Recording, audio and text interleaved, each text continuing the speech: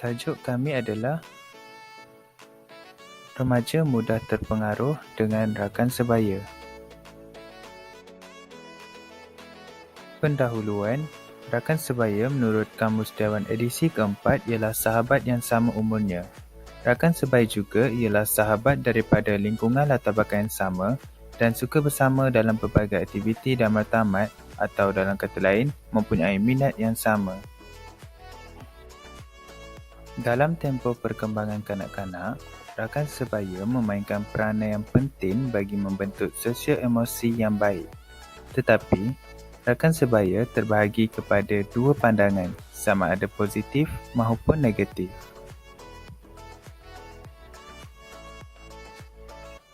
Rakan sebaya boleh menjadi pengaruh paling kuat dalam tindak tanduk seseorang. Oleh sebab itu, pengaruh rakan sebaya boleh memberi kebaikan juga keburukan sekiranya remaja itu mudah terpedaya dan mudah rasa tercabar. Justeru, terdapat beberapa punca berlakunya masalah sosial ini. Punca berlakunya masalah sosial ini dalam kalangan remaja. Pertama, mempunyai sikap ingin mencuba yang terlalu tinggi. Pada usia remaja, mereka akan mudah mengalami perubahan dari segi peningkatan usia, pemikiran dan keadaan sekeliling. Justeru, sikap ingin mencuba dan ingin tahu mereka sangat tinggi. Kedua, mahukan kebebasan dalam melakukan sesuatu perkara. Pada usia remaja, mereka akan mula merasakan apa sahaja yang mereka lakukan adalah betul dan mereka tidak mahu dikongkong di dalam setiap perbuatan yang mereka lakukan supaya keinginan mereka tersebut dapat dicapai. Ketiga, kurang didikan yang sepatutnya daripada ibu bapa. Sebilangan ibu bapa yang menggunakan sifat autokratik dalam mendidik anak-anak menjadikan anak-anak ingin bertindak negatif jika disiplin di dalam rumah terlalu ketat. Remaja akan mudah melawan atau membantah sesuatu perkara. Keempat, kurang perhatian dan berkomunikasi dengan anak-anak. Hubungan interaksi yang lemah daripada ibu bapa menyebabkan remaja hilang tempat mengadu atau bergantung. Dari situ, remaja akan mendekatkan diri dengan rakan sebaya yang membolehkan mereka berkomunikasi atau meluahkan sesuatu dalam diri. Penyelesaian kepada masalah sosial ini.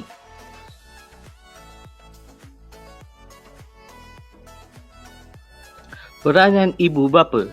Ibu bapa menjadi tempat untuk anak-anak meluahkan masalah dan ibu bapa haruslah memberi sepenuh perhatian dan sokongan dalam setiap perkara yang anak-anak lakukan.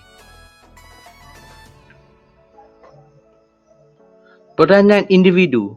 Individu perlu mendekatkan diri kepada ilmu agama dan melakukan aktiviti yang berfaedah seperti membaca buku, bersukan dan sebagainya.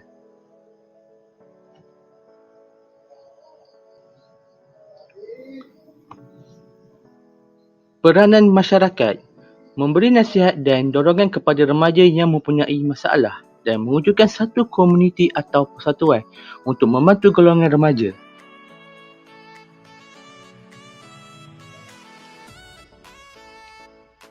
Peranan institusi pendidikan. Mewujudkan khidmat kaunseling kepada golongan remaja yang bermasalah dan memperkukuhkan peranan Persatuan Ibu Bapa dan Guru PIBG dalam menangani isu masalah remaja.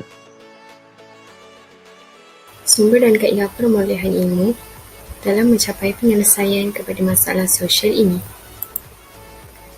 Yang pertama adalah melalui wahyu. Penyelesaian melalui wahyu ialah ibu bapa perlu memberikan didikan agama kepada anak-anak supaya pemikiran dan kelakuan anak di bawah kawalan dan tidak mengikut nafsu.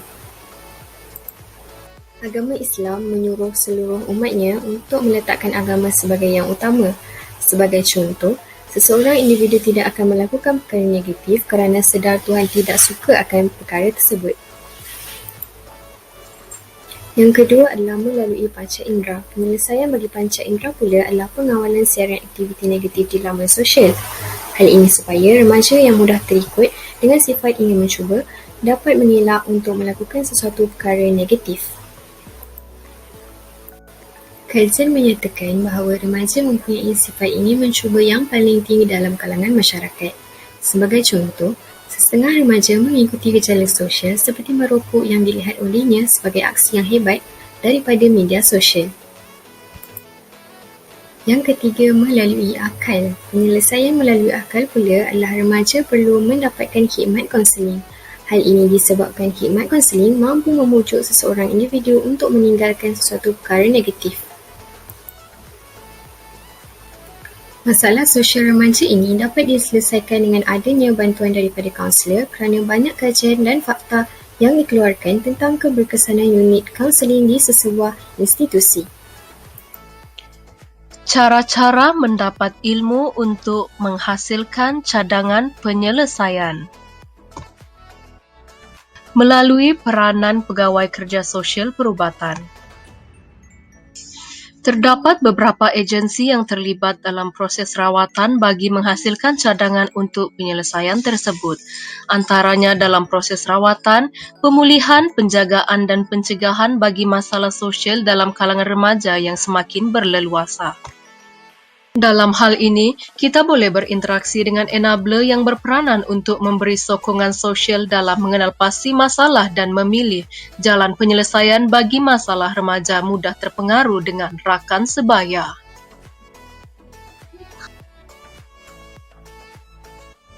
Dari sini kita boleh menggalakkan golongan remaja yang terlibat untuk sentiasa berfikiran secara rasional, mendekatkan diri dengan ilmu agama dan sebagainya. Akhir sekali, memberi ceramah motivasi dan sesi berdialog dalam forum atau seminar untuk memberi maklumat dan keterangan terkini berkaitan dengan masalah sosial remaja yang semakin meningkat dan kronik pada masa ini. Seterusnya adalah merupakan deduktif yang kedua. Ia adalah merupakan pemerolehan ilmu yang didapati melalui hasil pembacaan dan kajian. Ilmu membolehkan manusia mengetahui banyak perkara dan bagi yang belajar bersungguh-sungguh disertai niat ikhlas, bukan sahaja dapat meningkatkan pengetahuan, malah akan memperoleh pahala dan diampuni dosa-dosanya. Dalam konteks ini, ilmu agama memainkan peranan yang penting dalam memastikan gejala sosial yang terjadi dalam kalangan remaja dapat ditangani dengan sebaik mungkin. Penerapan ilmu agama sejak kecil sedikit sebanyak dapat membantu pengurangan masalah gejala sosial dalam kalangan remaja kerana mereka sudah peka dan cakna akan kesan yang bakal diterima apabila terlibat dalam masalah sosial. Sekiranya ilmu didikan agama disemat dalam setiap lapisan masyarakat, nescaya gejala sosial sedikit sebanyak akan dapat dibendung. Hal ini kerana agama menggalakkan serta mampu melahirkan institusi keluarga dan masyarakat yang harmoni. Justifikasi dan rasional. Secara kesimpulannya, mereka sentiasa sanggup melakukan apa sahaja supaya diterima oleh rakan-rakannya. Remaja yang berasal daripada keluarga yang bermasalah mudah dipengaruhi oleh rakan sebaya yang mungkin senasib dengannya. Apabila rakan sebaya membentuk kumpulan yang bersifat negatif, mereka akan membuat perkara di luar jangkaan bagi menarik perhatian orang lain. Gaya berpakaian, pertuturan, sikap dan lagaknya mengikut cara rakan-rakannya. Di samping itu, antara justifikasi sumber yang digunakan adalah terdiri daripada 3 sumber iaitu sumber ilmu akal, sumber ilmu panca indera dan sumber ilmu wahyu. Sumber ilmu akal merupakan sumber ilmu yang memiliki kemampuan terbatas dan secara rasionalnya hanya melalui sumber akal manusia dapat memperolehi pengetahuan, bahkan pengetahuan akal yang paling benar dan sahih. Sumber ilmu panca indera pula diperolehi oleh manusia melalui kelima-lima panca inderanya iaitu mata, hidung, rasa, telinga dan lidah. Sumber ini terbahagi kepada 2 iaitu indera lahiriah dan indera batiniah. Indera lahiriah menerapkan sifat lahiriah objek tertentu kemudian akan merangsang daya rasional manakala indera batin pula menghuraikan makna-makna di dalam objek itu. Sumber ilmu wahyu ialah pemberitahuan daripada Allah kepada Rasul-Nya tentang segala petunjuk dan pengetahuan yang dikehendakinya secara luar biasa. Sumber ilmu wahyu ini berkait rapat dengan Al-Quran dan Al-Sunnah. Al-Quran merupakan sumber utama dalam pelbagai bidang ilmu kerana kesahihannya.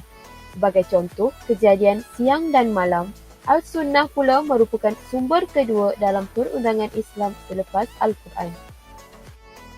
Akhir sekali, antara langkah utama yang boleh diambil bagi mengatasi masalah tersebut ialah didikan agama yang secukupnya daripada kedua ibu bapa.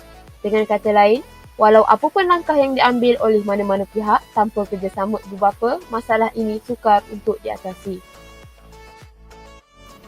Gambar sampingan yang melibatkan masalah-masalah sosial yang berlaku akibat daripada pengaruh rakan sebaya ini